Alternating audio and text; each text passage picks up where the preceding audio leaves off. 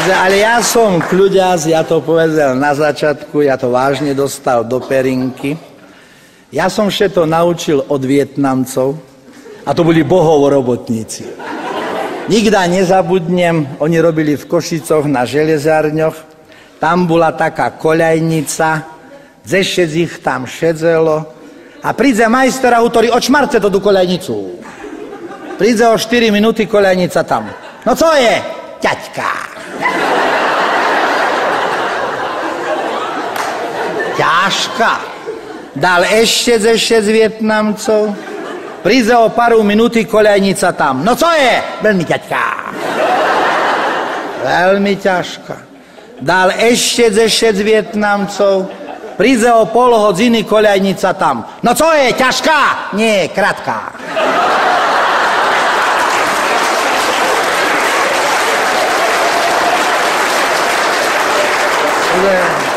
Ja nepatrím medzi tých, jak jeden prišiel s kúpeľou, nalapal svoju ženu s druhým a začal revac. Ja som to vedel! A on hovorí, ty si to vedel, ale on to vie. Ľudia, ja vám minule cestujem v Košicoch v električke, takí naciskaní sme boli jak haringy a jedna taká blondína na mne tak lepila. A ja jej hovorím, pani, ulapceše toho železa. A ona hovorí, ja sa už niečoho držím. Reku, to je v poriadku, ale ja vystupujem.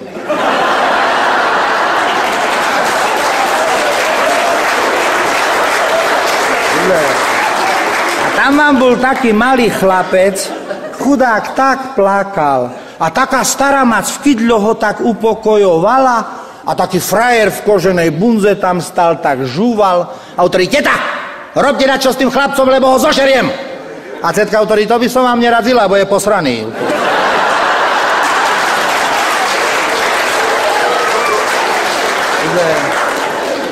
Kľud je vážne moja devíza. A ja som vám bol minulé z Eržu na poľnohospodárskej výstave v Nitre.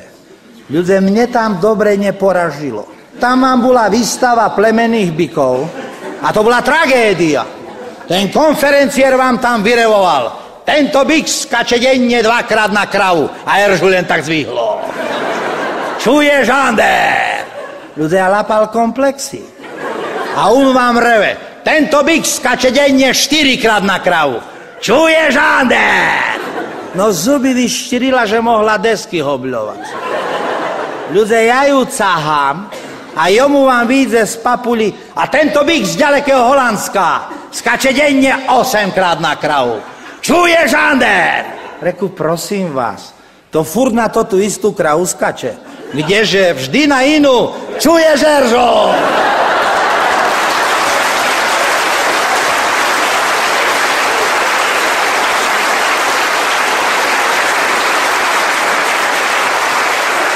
Ja mám aj kamaráta Piťa, on už je známy z mojich platňov, ale ja vám poviem, to je bohový človek.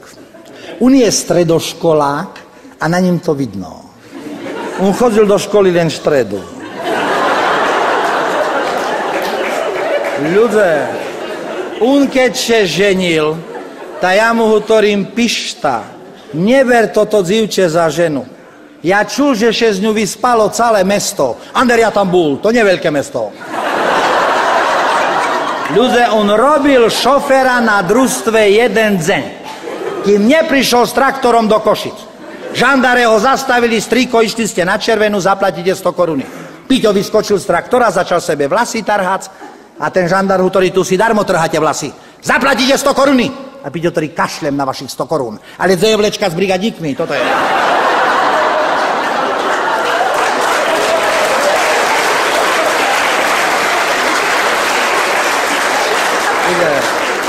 Minulého zoberiem do jednej reštaurácii, šidáme za stôl a ja hovorím tej servírky, reku, prosím vás, ten obrus je dziravý.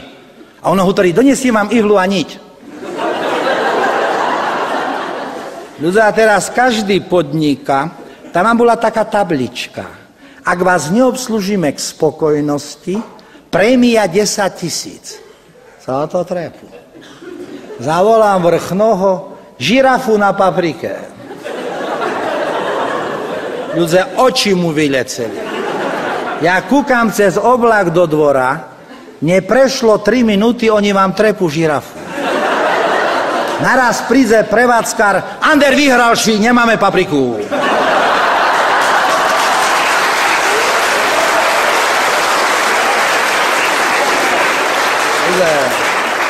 Stretneme še v Prahe, hovorí, Ander, na jakú električku čekáš? Reku, na jednotku píšta, Škoda, ja na 2. Naraz ide 12. Ander, môžeme ísť spolu.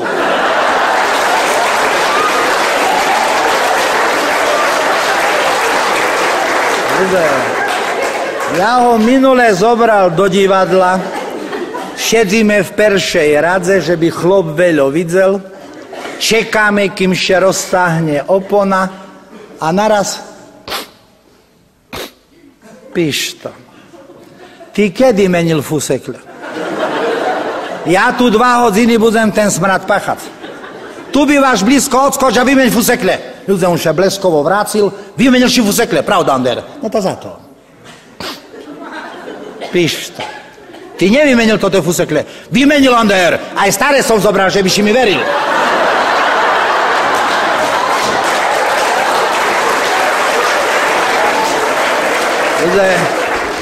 Ale celá platňa hovorí, že som kľuďas a ja som vážne kľuďas. Len teraz, keď som bol za oceánom, som znervoznel. Náš raditeľ mi hovorí, Ander, ide za oceán, všímaj sebe, jak to oni tam robia. Zvyšujú technológiu, znižujú stavy a donež mi dať co na pamiatku. Co ja takomu raditeľovi môžem kúpiť? $1 sem, $1 tam?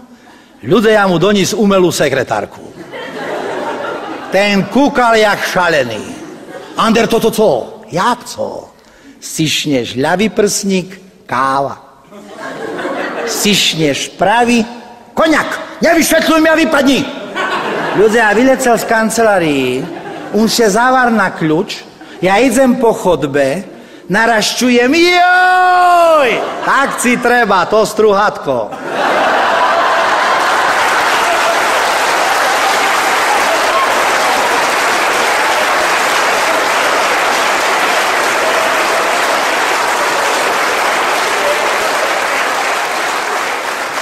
Dobrý, ja milujem vtipy a zážitky, ktoré odrážajú život.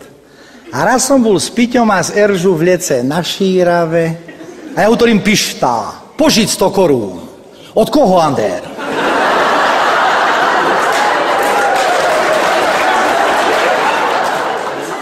Ľudia, večer taký osúšený, že prechádzam kolo Šíravy, tak sebe pokúrujem, a naraz z jazera čujem nádherný mladý ženský hlas. Pomoc! Pomoc! Vyberem cigaretľu. Reku, co je, dzivče? Topím sa! A milovať vieš? Viem, ujo! Vidíš, plávať, čo bolo treba učiť.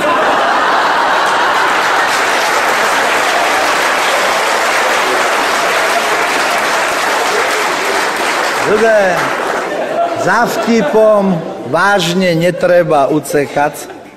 Jadze chodím, všade to dávam na príkladze, jak išla rodzina ľadových medvedzov a taký malý medvedzík kráčal popredku a furt kýval z hlavu.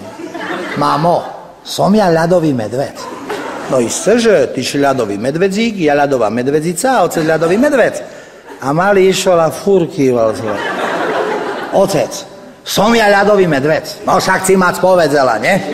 Ona je ľadová medvedzica, ja ľadový medvedz a ty ľadový medvedzík.